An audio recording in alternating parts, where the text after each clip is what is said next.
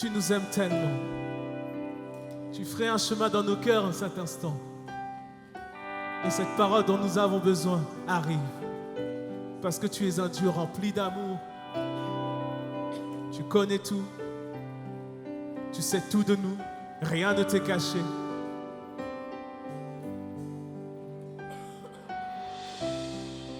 Nous tenons face au mur. La victoire était sûre. Car tu ne nous as jamais laissés.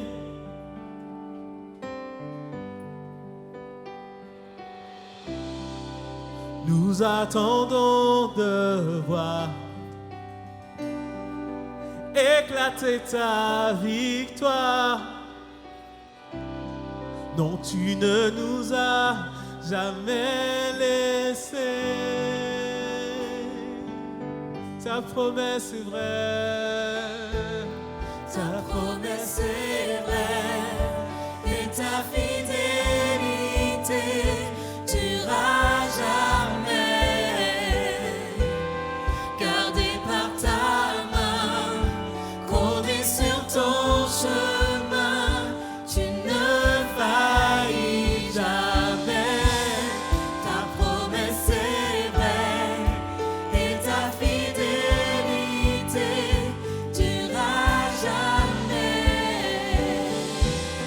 Gardé par ta main, conduit sur ton chemin, tu ne faillis jamais.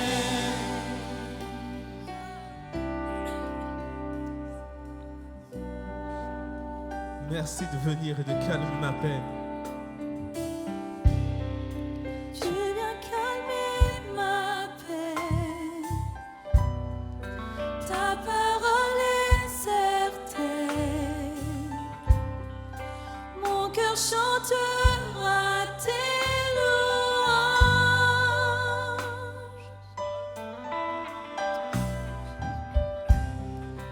Jésus, tu m'as comblé de ton amour parfait. Mon cœur chantera tes louanges. Ta promesse est vraie. Ta promesse est vraie. Et ta fidélité durera jamais. Gardé par ta main, tu es sur ton chemin, tu ne faillis jamais. Ta promesse est vraie. Ta promesse est vraie. Ta fidélité durera jamais. Et tu es gardé par ta main. Gardé par ta main, conduit sur ton chemin, tu ne faillis jamais. Ta promesse est vraie. Et ta fidélité, elle est vraie. Durera jamais.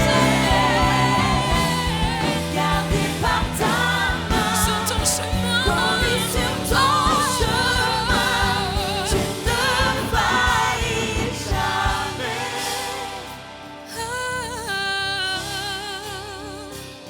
Ce que tu as fait dans le passé, Oh, tu le feras encore. Tu le feras, tu le feras. c'est mon cri de victoire. Oh, C'est je notre le cri de victoire. proclame. Mes yeux t'ont vu, Mes yeux t'ont vu bouger les bouger les montagnes.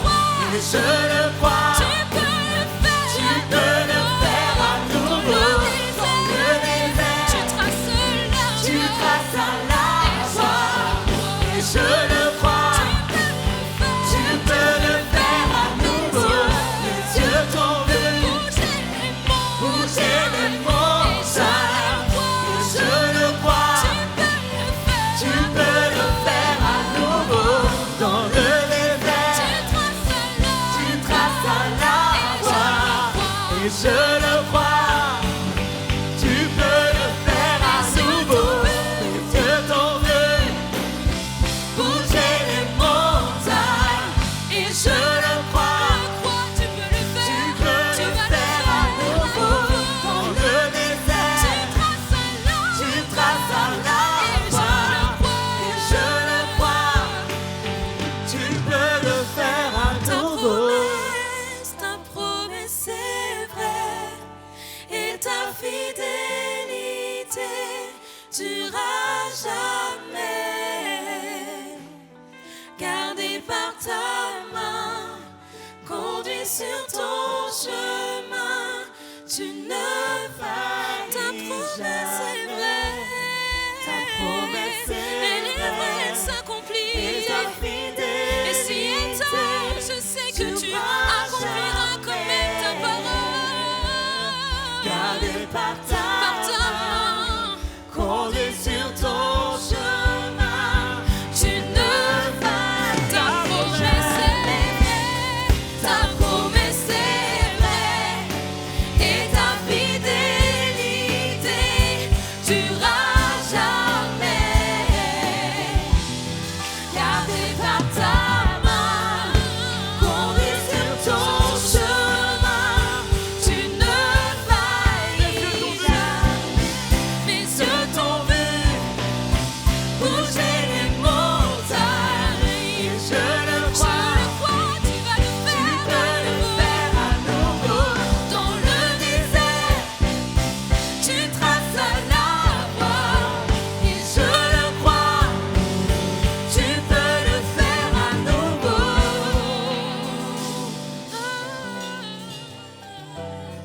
Tu peux le faire. Est-ce qu'on peut célébrer Dieu ensemble? Amen. Waouh, vous pouvez vous reprendre place. Vous tous les internautes devant votre écran, je suis tellement heureux de pouvoir vivre avec vous ce moment. C'est une histoire bizarre que cette histoire de l'église MLK quand même.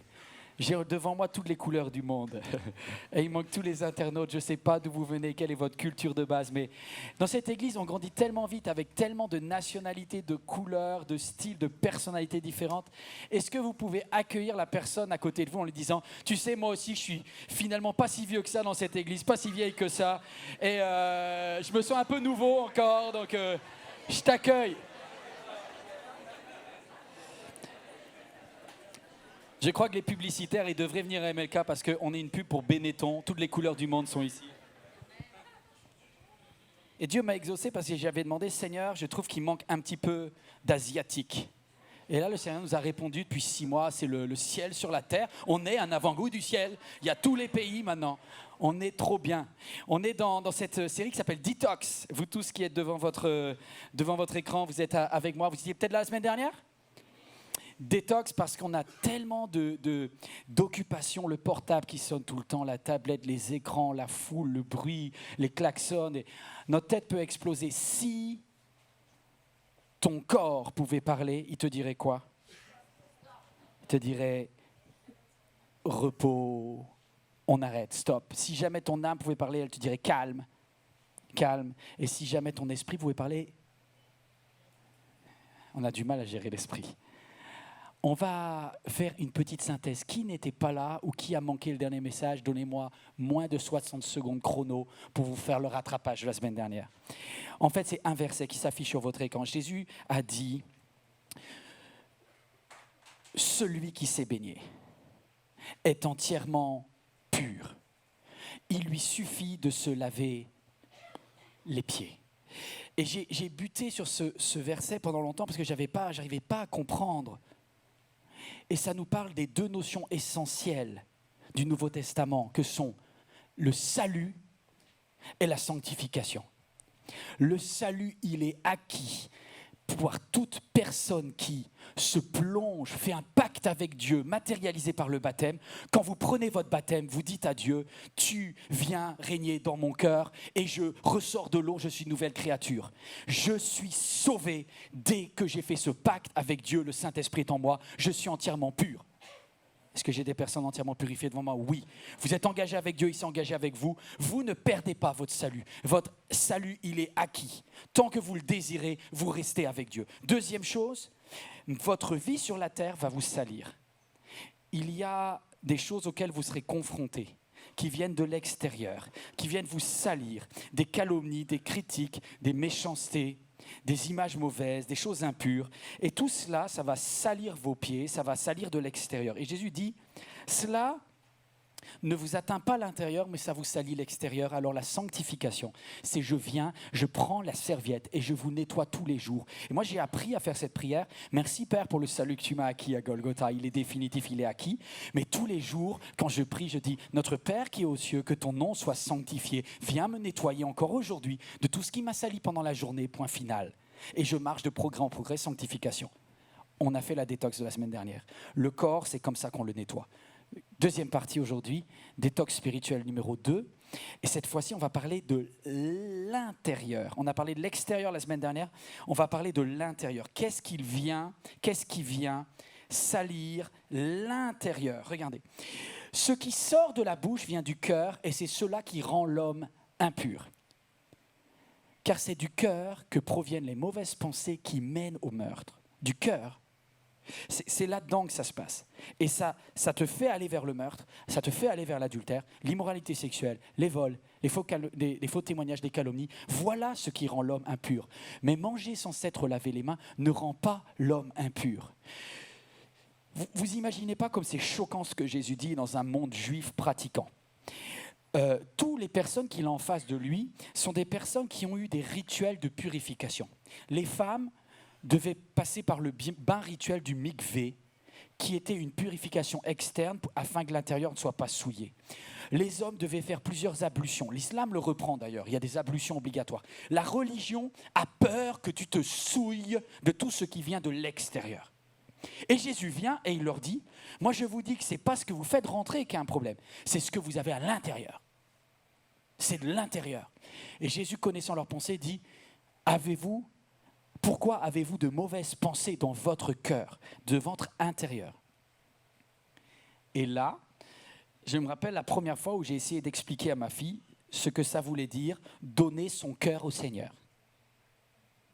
C'est hallucinant tous les mots qui veulent rien dire que l'on utilise dans les églises en tant que pasteur, en tant que leader de louange. Apportez votre cœur au Seigneur. Et Shania, elle m'a dit, ah non, hein. Elle me dit, ça va mettre du sang partout et tout. Non, moi, je te donne un ongle si tu veux, mais pas le cœur. Hein.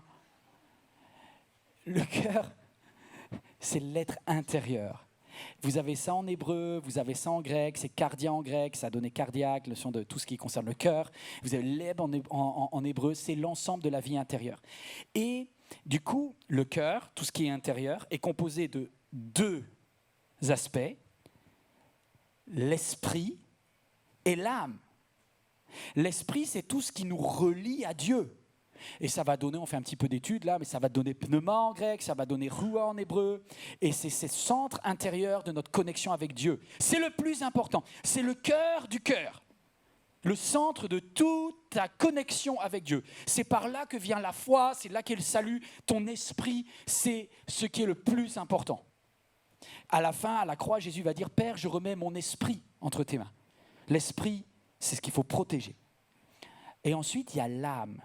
L'âme, ça se dit psyché, ça, les études de psychologie, c'est les études de l'âme, nefesh en hébreu, c'est la vie émotionnelle interne, c'est les sentiments, les désirs, c'est j'aime, je souffre, je pleure, je me sens pas bien, je te déteste. Tout ça, ce sont des émotions de l'âme, le cœur des sentiments.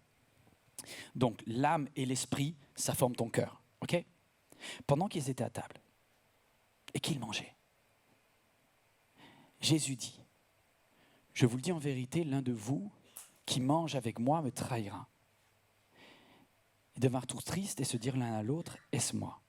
Et après avoir chanté les psaumes, ils se rendirent au mont des Oliviers et Jésus leur dit, vous chuterez tous cette nuit à cause de moi.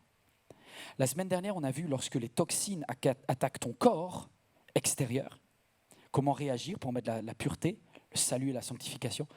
Aujourd'hui, je vais vous parler de toutes ces toxines qui vont assaillir ton âme.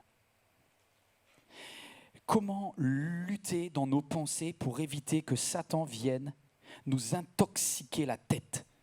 C'est ça le thème d'aujourd'hui. Quand mon âme est sur le point de chuter. Peut-être que ça va être prophétique pour quelqu'un aujourd'hui. Et je suis tellement heureux de savoir que Jésus a dit à Pierre, je suis en train de prier pour toi parce que quand tu seras revenu après avoir chuté, tu vas faire du bien à tous les autres. Grand 1, première partie du message, c'est quelles sont les 4 stratégies de Satan pour que ton âme et ton esprit soient sous pression. J'ai amené des objets et je vous présente ce qu'on appelle une pierre, mais en grec ça se dit scandalon. Scandalon, ça a donné le mot scandale. La traduction s'affiche, c'est une occasion de chute. Est-ce que tu peux juste mettre le verset? Juste avant de commencer cette période horrible, Jésus dit à ses amis, il dit, je vous annonce quelque chose, je serai pour vous une occasion de chute.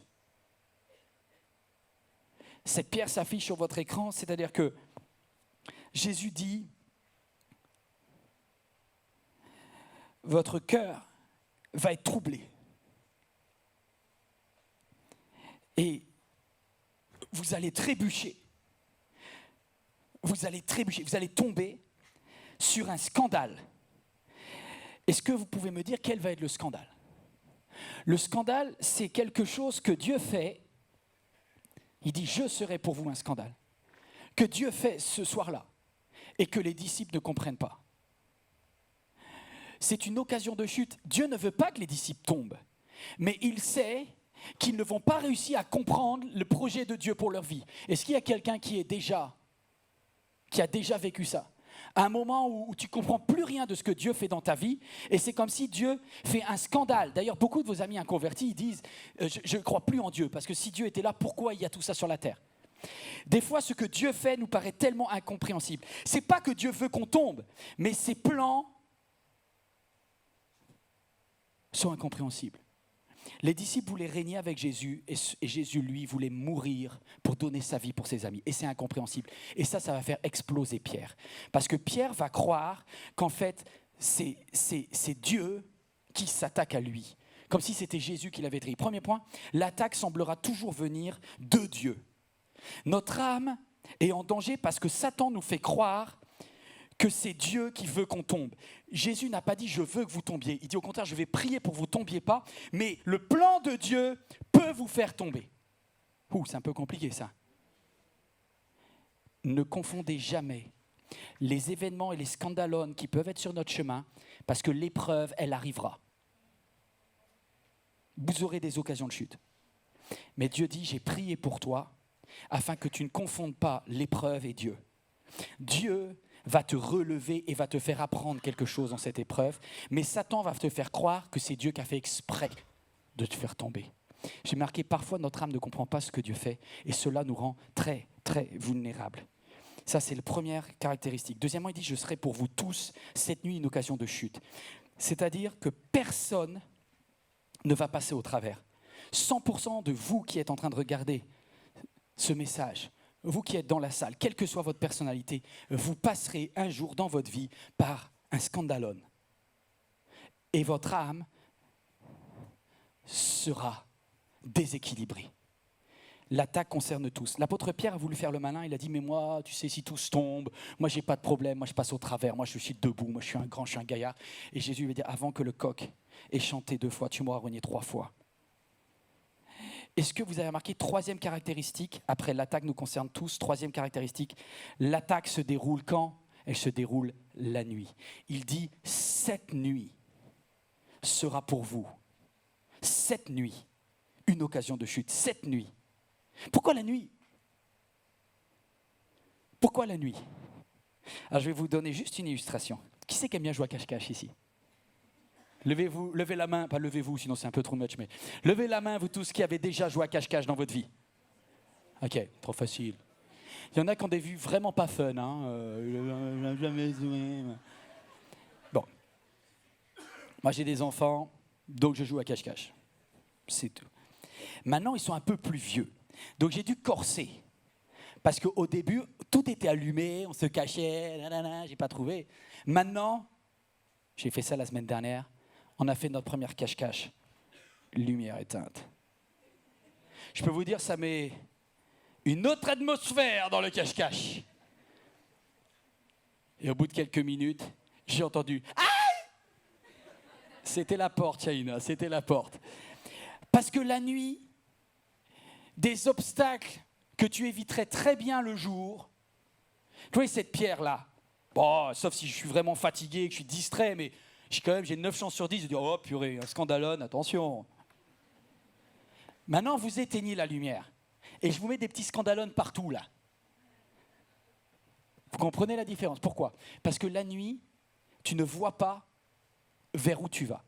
Ce que je suis en train de dire, leçon spirituelle. Satan va profiter de la nuit, c'est-à-dire il va profiter d'une saison de ta vie, dans une période de ta vie où tu ne vois plus ce qui se passe devant.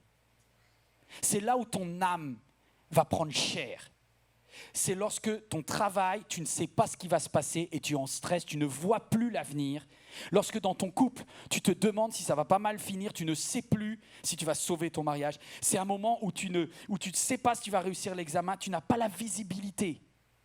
Tu sais que tu as eu les résultats du docteur, mais tu ne sais pas ce qui va se passer. Il profite de la nuit. Et enfin, le dernier aspect, c'est qu'il dit « Je frapperai le berger ». Et les brebis du troupeau seront dispersées. C'est comme un strike, il tape le premier et ça fait tomber tous les autres derrière. Pourquoi le berger? C'est le quatrième et dernière caractéristique de l'attaque de l'ennemi. Cette attaque, elle commence toujours par le leader. Je ne suis pas seulement en train de parler de Jésus, je suis en train de parler de tout ce qui en toi fait de toi un leader, une leader. Le leader, c'est quoi? Tu vois, dans ton âme, il y a plein de désirs. On est tous remplis d'émotions, de rêves. Notre personnalité, c'est cela. Et il y a des choses qui nous font vibrer. Pas les mêmes choses.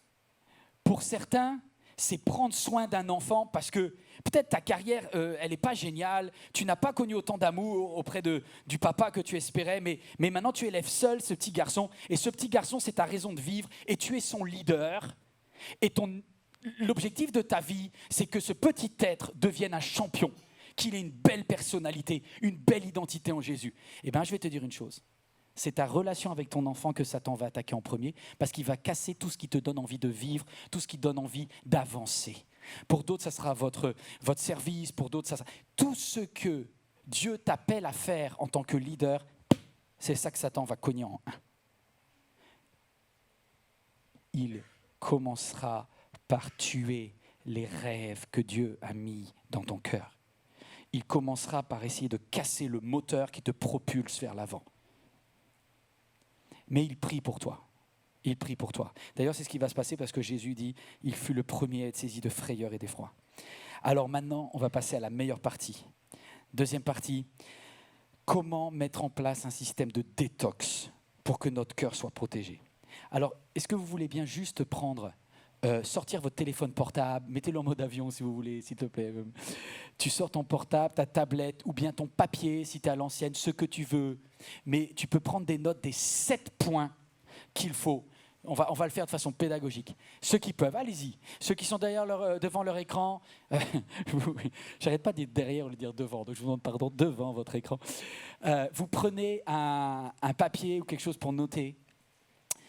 Retenez ce qui est nécessaire pour être détoxifié par rapport à vos pensées. Premier point, n'oublie jamais la parole que Dieu t'a donnée. Écoutez bien ça. Quand notre âme passe par un moment de scandalone, un moment d'épreuve, un moment de risque de chute, il est indispensable de s'appuyer sur la parole de Dieu. Comme souvent cette parole vient avant qu'on soit dans l'épreuve, on n'y porte pas garde. Et Jésus dit, attention, je vous dis, voici ce qui est écrit.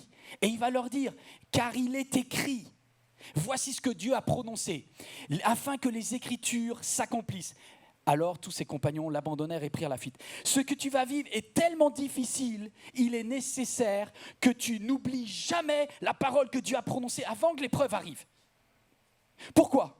Parce que ce que Dieu a écrit est plus vrai que ce que te disent tes émotions. Marquez ce que Dieu vous dit.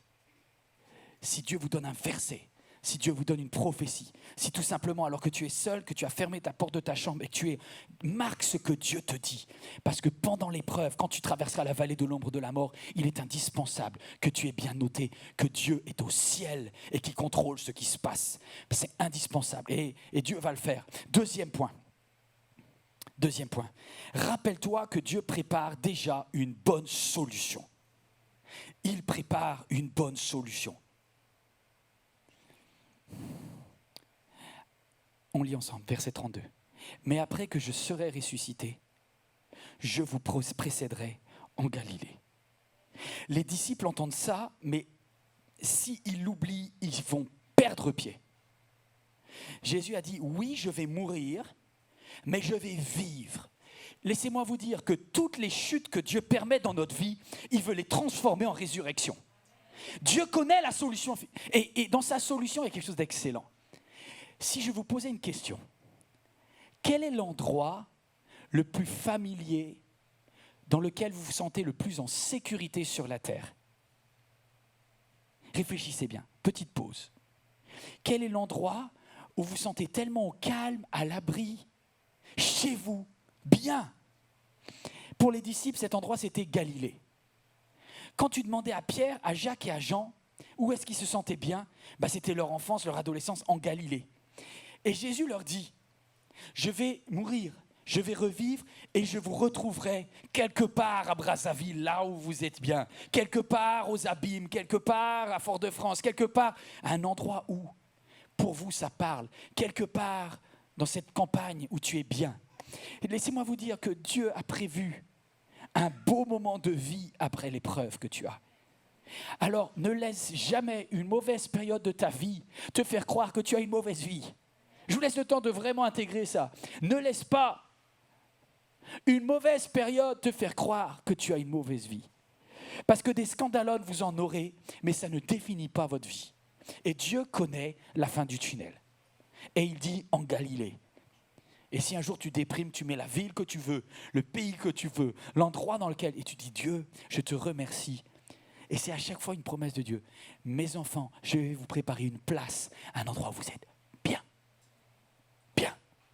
Troisièmement, vous êtes toujours là ou pas?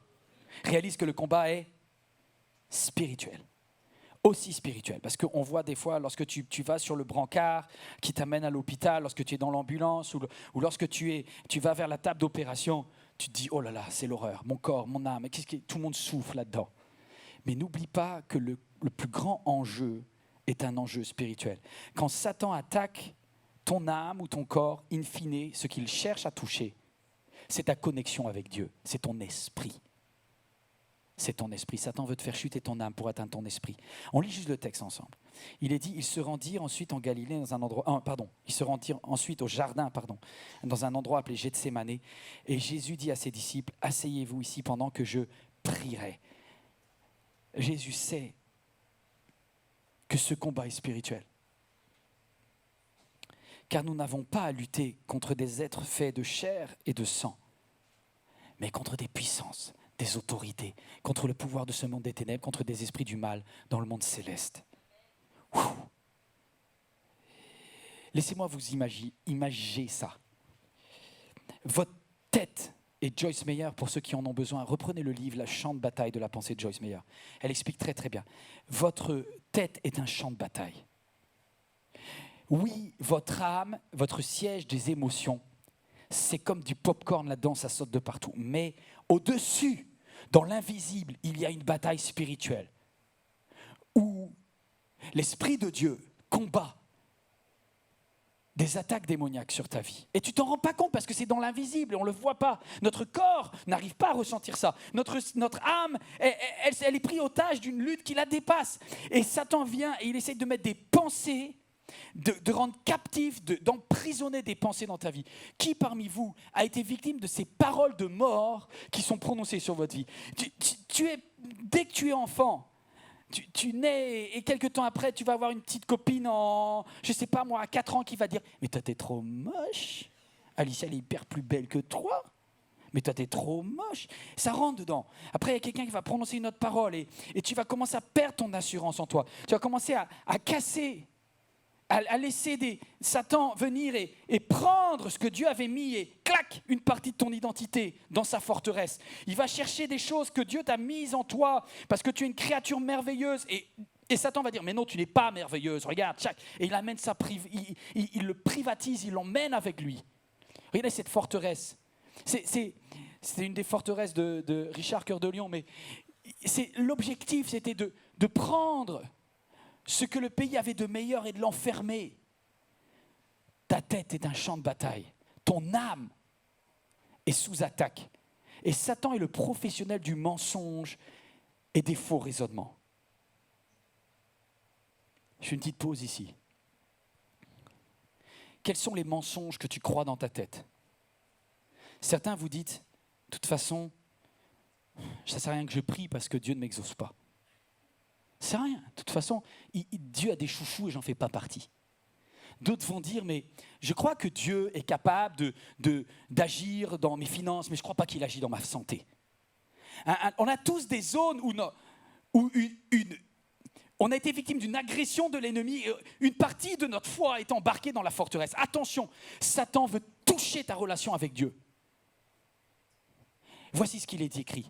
Nous renversons les raisonnements et toute hauteur qui s'élève contre la connaissance de Dieu. Et nous amenons toute pensée captive à l'obéissance de Christ. Va au camp de l'ennemi et hop, tu récupères. Je crois dans ça. Mais est-ce que vous avez vu le chant de Sinac ? Moi, au début, ça m'a paru bizarre. Elle arrive, Sinac, elle dit nous sommes une génération choisie, née, appelée pour montrer son excellence, tout ce dont j'ai besoin. Et la première fois que je l'ai vue, j'ai dit oh la vache, la fille, elle n'a pas de complexe quand même. Hein, elle assume à mort, quoi. Et elle a raison. Non, mais elle a raison. Et est-ce que vous croyez que ça la rend moins bonne ? Au contraire, quelqu'un qui a une très bonne image d'elle-même, elle est plus capable d'aimer. Si on t'a proclamé des paroles de mort, tu as du mal à recevoir des compliments. Moi, il y a des domaines dans lesquels je suis juste bloqué. Je suis bloqué. Parce que j'ai accepté. Moi, il y a quelqu'un qui s'est moqué de mes oreilles en classe de 5e. Et même là, en vous parlant, ça me gêne. Je vais dire, mais qu'est-ce qu'ils ont, tes oreilles ? Bah, je les aime pas. Et c'est idiot, mais c'est marqué. Et du coup, j'ai fait une obsession pendant toute mon adolescence là-dessus. Et maintenant, je me dis, mais en fait, Seigneur, c'est un délire, là. Mais ça a été marqué, et c'était comme une pensée qui s'était infiltrée, bloquée, amenée captif. Et la première fois, quand j'ai rencontré Nathalie, j'avais envie de faire idiot. Mais c'était intégré. L'ennemi était venu, une forteresse avait embarqué, bloqué une image de moi-même, un complexe. Est-ce que vous voulez juste apporter ça au Seigneur ?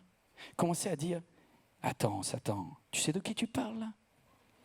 Tu parles du fils du roi des rois, la fille du roi des rois. Rappelle juste ça. Rappelle juste que tu as toute autorité. Il a dit, il a mis toute autorité. Il a triomphé d'elle à la croix. Vous avez la possibilité de marcher sur les serpents. Je ne sais pas quel est le serpent qui a susurré à ton oreille que tu valais rien, que ton mariage va échouer, que ton entreprise n'a pas d'avenir. Dis ce que tu veux. Mon père m'a donné toute autorité. Et mon frère a donné sa vie à la croix pour que je puisse casser ta forteresse. Alors, et tu vas chercher toutes tes qualités qui sont enfermées dans cette forteresse et ramène-les à l'obéissance de Christ. Votre père dit des choses sur vous, mais Satan, lui, dit des mensonges. Et lui, c'est le père du mensonge, alors que l'autre, c'est ton vrai père. Ne laisse pas le père du mensonge parler plus à ta vie que celui qui est le vrai père. Quatrièmement, souviens-toi que Dieu a vécu ce que tu as vécu, c'est qu'il l'a expérimenté. Certains viennent vers moi et puis ils m'ont dit, mais Yvan, j'ai des gros problèmes dans mon mariage. Et franchement, Jésus, il est mort célibataire à 33 ans. Comment il peut m'aider là-dedans ? Et c'est vrai. On pourrait se dire, mais est-ce que Dieu peut compatir à ma situation ?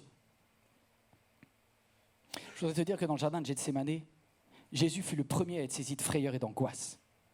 Le premier. Ça va commencer par lui. Et il leur dit, et là j'ai juste été choqué quand j'ai lu ça, « Mon âme est triste un petit peu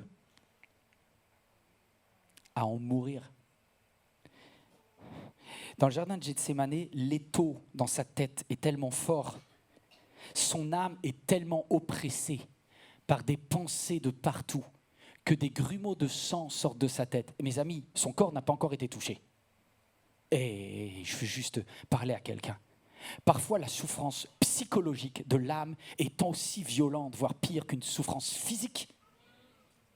Tu peux être sous oppression psychologique jusqu'à avoir des grumeaux de sang et dire « je ne veux plus vivre ». Et je parle à quelqu'un qui récemment a dit « Dieu, je ne veux plus vivre ». Et tu as honte de ça. Eh bien, je voudrais te dire qu'apparemment, Jésus aussi. Parce que dans le jardin de Gethsémane, il était tellement oppressé que même Jésus-Christ, le Fils de Dieu, pendant certains moments, a dit, au niveau de son âme, pas au niveau de son esprit, mais au niveau de son âme, il a dit « Mon âme est triste à en mourir ». Et vous avez peut-être des personnes autour de vous, comprenez-les, ne les jugez pas, priez pour elles, qui ont des idées tellement sombres qu'elles ne veulent même plus vivre à côté. Aimez-les follement, comme si c'était Jésus dans le jardin de Gethsémane qui est à côté de vous. Parce que vous pouvez les sauver. Et il dit, mais restez ici et veillez. Waouh! Veillez, priez, afin que vous ne tombiez pas dans l'épreuve. Parce que l'esprit de l'homme est plein de bonne volonté, mais la nature humaine est bien faible. Moi, j'ai pris une telle réalisation de cela. Parce que c'était en 2003, je suis dans un endroit paradisiaque pourtant. Je suis au Texas, il y a le banc vert, je vois encore la couleur du banc. Il y avait un lampadaire magnifique, hyper romantique. Là, et il y avait un petit écureuil qui montait dans l'arbre. C'était une belle saison. Il faisait 29 degrés, on était au mois de février. Et à ce moment-là, je venais de prendre le pire râteau, la pire humiliation affective de ma vie. Mais du genre que mon cœur avait tellement mal que c'est comme si la fille, elle m'avait traîné en me faisant racler les dents sur tout le parquet. J'étais mort, j'étais dans mon banc là. Et vous savez, quand vous êtes dans cet état-là, quand votre âme est triste à en mourir, c'est des chansons de votre maman qui reviennent. Des trucs que vous ne savez même plus que ça existe. Et là, il y avait une chanson vachement pas hyper joyeuse quand j'étais petit. C'était « Là-bas les anges, dans la lumière, m'accueilleront, je vais mourir. » Ben là, j'ai eu envie de mourir. Je vous assure que 99,9999% des jours de ma vie, je veux vivre. Mais ce jour-là, pour une histoire de cœur, j'ai dit à Dieu, prends-moi. Mais sincèrement, vous n'avez aucune compassion quand même. Mais heureusement que Dieu est meilleur que vous. Hein. Mais heureusement qu'il ne m'a pas exaucé. J'aurais jamais connu Nathalie. Mais en fait, à ce moment-là, je ne voyais rien. Parce que c'était la nuit. Parce que je ne voyais pas la fin de l'histoire. Parce que j'avais oublié les paroles de Dieu sur ma vie. Parce que j'avais oublié que lui avait la solution.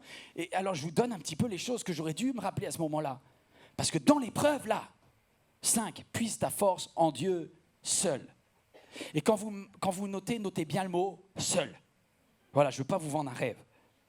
C'est qu'on aimerait tous vivre une épreuve avec des potes, avec des amis, avec un père, avec une mère, avec des enfants avec toi qui tiennent la main, avec ta meilleure amie, ton best friend. Mais la vérité, c'est que dans l'épreuve, en général, tout le monde part. Il y a des vallées que l'on doit descendre seul. Il y a des montagnes que vous montrez seul. Il y a des Gethsémane où vous aurez beau amener tous vos amis avec vous, vous les aurez beau les supplier, s'il te plaît, viens prier avec moi. Et ce jour-là, elle ne décrochera pas. Il vint vers ses disciples qu'il trouva endormis et il dit à Pierre, « Vous n'avez donc pas pu veiller avec moi une seule heure ?» Deuxièmement, il revint. Il les trouva encore endormis car leurs yeux étaient appesantis. Et troisièmement, il revint une troisième fois. Et il leur dit, vous dormez encore? Imaginez la frustration de Jésus. La colère, la moutarde qui aurait pu lui monter au nez. Parce qu'il leur a dit, les amis, je vous préviens que cette nuit va être la pire de ma vie. C'est ma dernière nuit. Je vous demande juste de faire l'effort pendant 1 heure. Ça fait 3 ans qu'on bosse ensemble. Je vous demande 1 heure de votre temps. Pierre et Jean, je vous en supplie, vous êtes mes 2 meilleurs amis. Les gars, ils ronflent, quoi. Et tu te dis, mais pourquoi, Seigneur, dans le moment où je suis dans l'épreuve, c'est mon mari qui me lâche? Pourquoi, Seigneur, lorsque j'ai le plus besoin, c'est ma mère qui se retourne contre moi? Pourquoi, Seigneur, lorsque je suis dans l'épreuve, le fils que j'ai engendré, c'est lui qui me trahit, il ne fait rien? Et là, vous avez des sentiments de colère qui naissent en vous. Beaucoup, à ce moment-là, quittent l'église. Parce qu'ils disent, je ne comprends pas, quand j'allais bien là, à l'église, j'avais plein d'amis. Mais maintenant que je vais mal, je n'ai pas de coup de téléphone, je n'ai pas de lettre, je n'ai pas de SMS d'encouragement. C'est vrai. C'est vrai. Globalement, les êtres humains sont décevants, moi y compris. On promet beaucoup et on n'arrive pas à le tenir. Qui ici a toujours été là pour ses amis lorsque ses amis allaient très mal? 100% des cas, non. Vous avez tous raté un moment.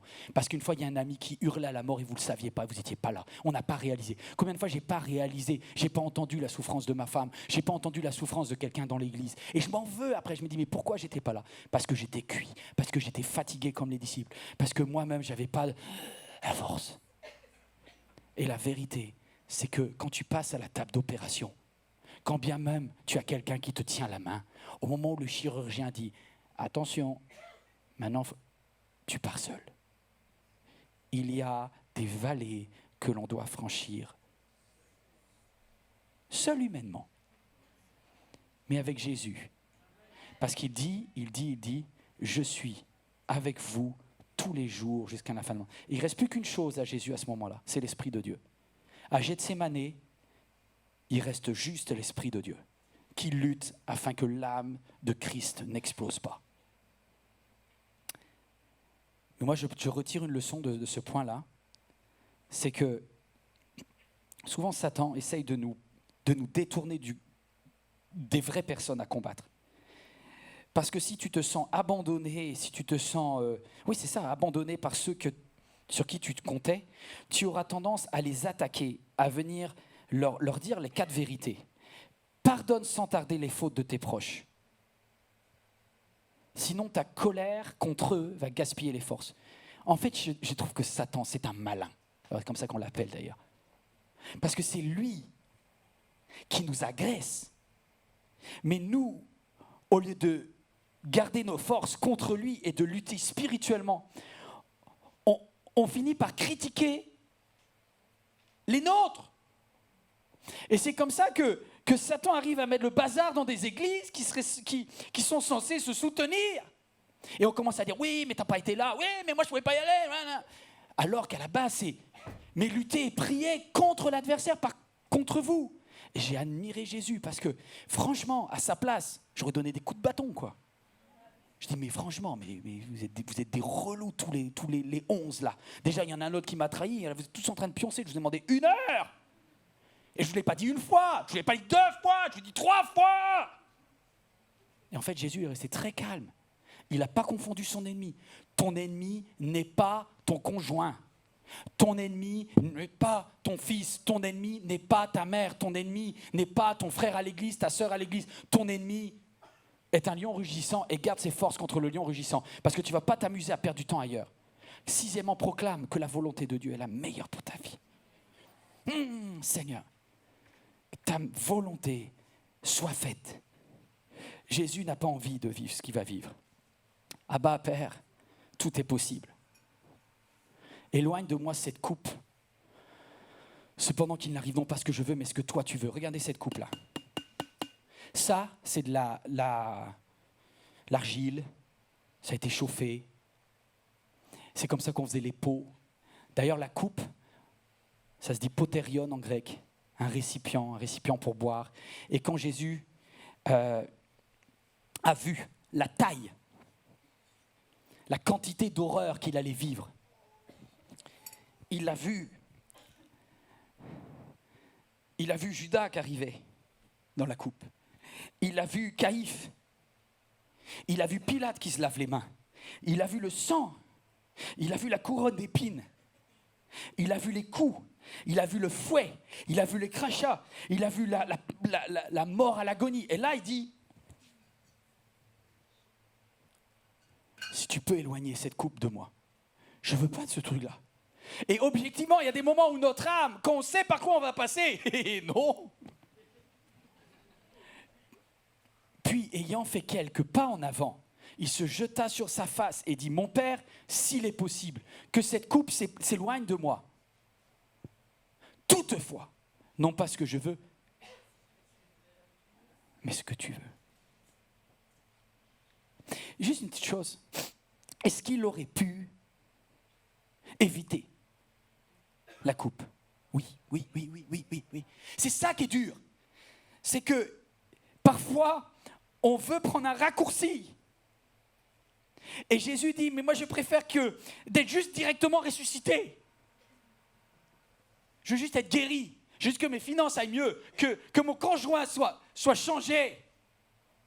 Mais le plan de Dieu, c'est que tu dois passer par cette vallée, par cette coupe. Et Jésus dit d'ailleurs, je vais vous dire pourquoi je suis sûr qu'il aurait pu l'éviter. Parce que quelques temps après, il va dire, j'aurais pu demander à 12 légions d'anges de venir là, mais je ne le fais pas. Donc il y a des moments où votre volonté doit se plier face à celle de Dieu, c'est le moment le plus difficile. Et quand tu pries, Père, que ta volonté soit faite, cela implique que j'accepte que la mienne ne soit pas faite. C'est Elisabeth Elliot qui dit ça. Prier que ta volonté soit faite implique que j'accepte que ma volonté ne soit pas faite. C'est pourquoi tout ce que je vous ai dit avant est hyper important. Il faut se rappeler qu'à la fin, ça finit bien, parce que sinon, ce n'est pas acceptable.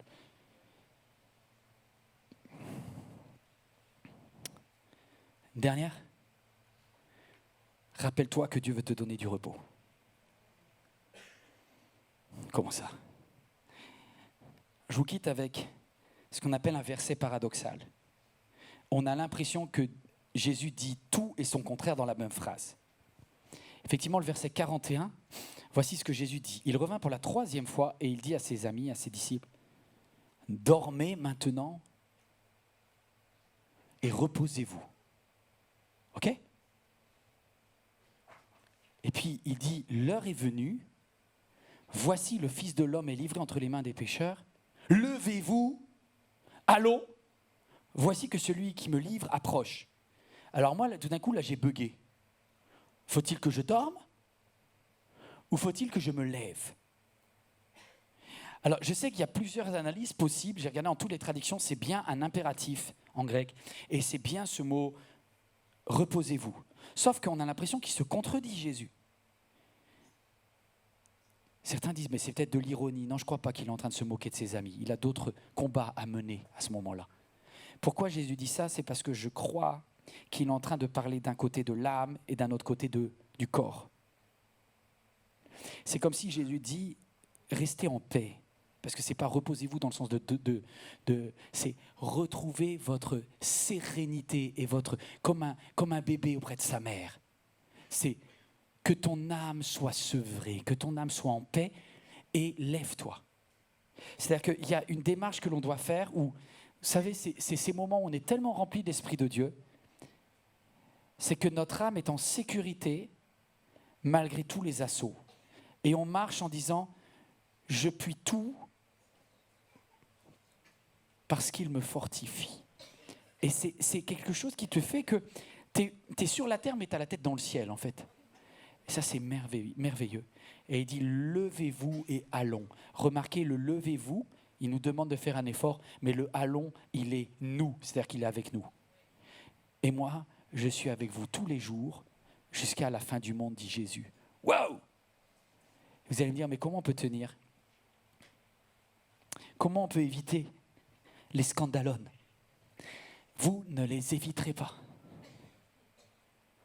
Mais il ne vous a pas laissé sans solution. Le Saint-Esprit descendra sur vous et vous recevrez une puissance. Le Saint-Esprit vous éclairera la route quand vous en aurez besoin. Dans un tunnel, il sera avec vous. Voici les 7 points et je vous quitte sur le détox. qui conclut cette série. Voilà de quoi vous avez besoin. Vous avez besoin de ne jamais oublier sa parole, celle que Dieu vous a donnée. N'oubliez jamais, parce que ce que Dieu t'a dit sera nécessaire au moment où tu en auras besoin. Deuxièmement, n'oublie jamais que c'est sa solution qui va triompher à la fin.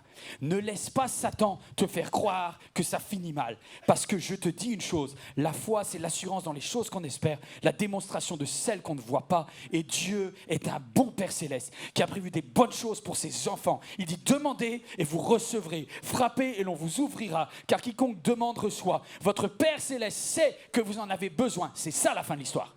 Ne laissez jamais aucun autre mensonge de l'adversaire vous tourner la tête. Troisièmement, son combat. Ce combat n'est pas qu'un combat physique ou un combat de l'âme. Le combat que tu es en train de vivre, toi devant ton écran, c'est un combat spirituel. Il y a des choses qui sont d'origine spirituelle. Il y a aussi des choses physiques et des choses de l'âme. Mais il y a des choses spirituelles. Sa compassion. N'oublie jamais que tu n'as pas un souverain sacrificateur qui est insensible. Au contraire, celui qui est auprès de Dieu, il intercède en permanence pour toi. Il prie pour toi. Il connaît ce que tu as vécu. Il est passé par là. Il était le premier à souffrir dans son âme à Gethsémane. Et sa compassion est totale envers toi. Sa force. Parce que quand bien même tous t'abandonneraient, lui ne t'abandonnera jamais. Sa volonté. Parce que sa volonté est supérieure à la tienne. Et sa volonté est la meilleure. Alors tu trouveras le repos. Pas un repos humain, son repos. Est-ce qu'il y a quelqu'un qui a juste besoin d'être détoxifié de tout ce qui vient dans son âme, là, quelqu'un qui ne sent pas bien? Seigneur, je suis venu au culte, je regarde ce message, je ne suis pas bien. Te dis, repositionne ton esprit. On va fermer les yeux ensemble. Ce combat, c'est le combat de Dieu, ce n'est pas ton combat.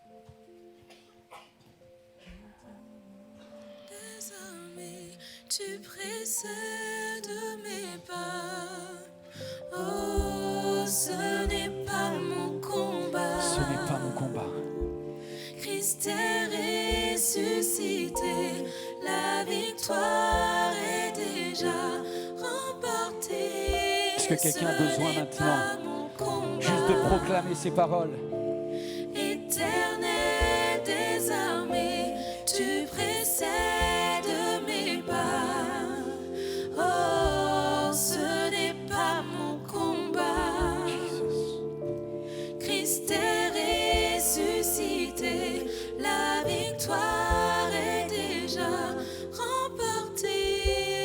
On va se lever ensemble.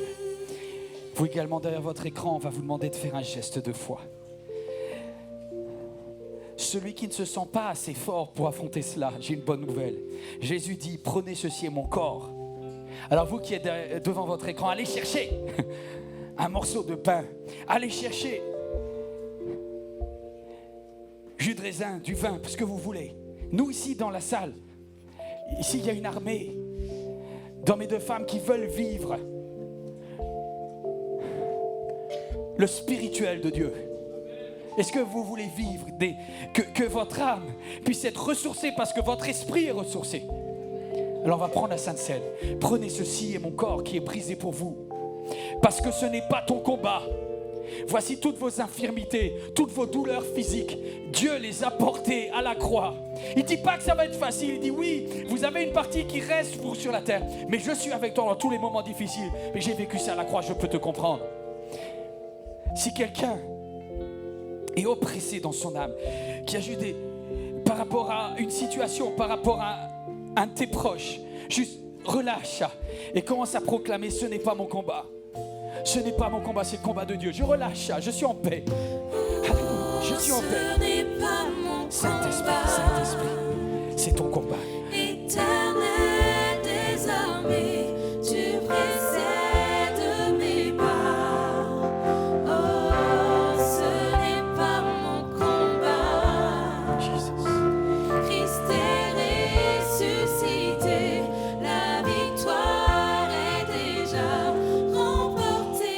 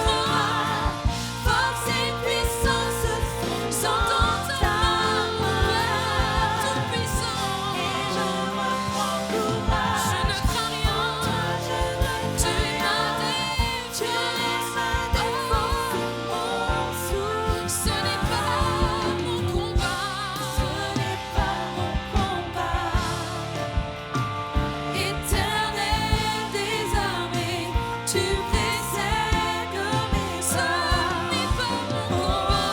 Ce n'est pas mon combat. Christ est ressuscité. La victoire est déjà remportée. Ce n'est pas mon Tu combats pour nous. éternel désarmé. Tu précèdes mes pas. Ce n'est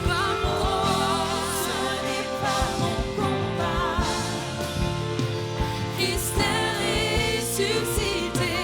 La victoire est déjà remportée.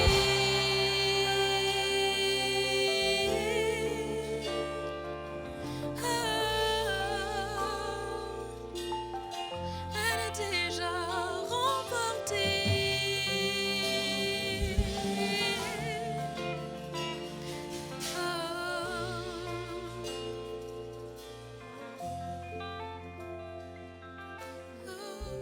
ce n'est pas mon combat.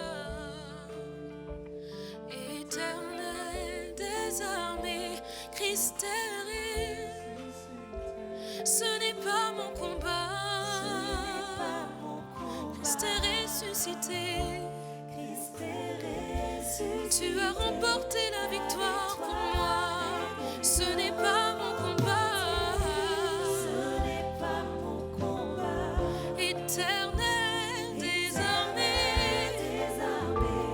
Tu combats pour tes enfants. Tu marches devant nous. Ce n'est pas mon combat. Tu combats dans les lieux célestes, dans l'invisible, tu agis pour moi. Ce n'est pas mon combat. Ce n'est pas mon combat. Éternel désarmé, tu précèdes mes pas. Ce n'est pas mon combat. Christ est ressuscité. La victoire est déjà remportée. Ce n'est pas mon combat. Ce n'est pas mon combat. Et tu agis pour nous.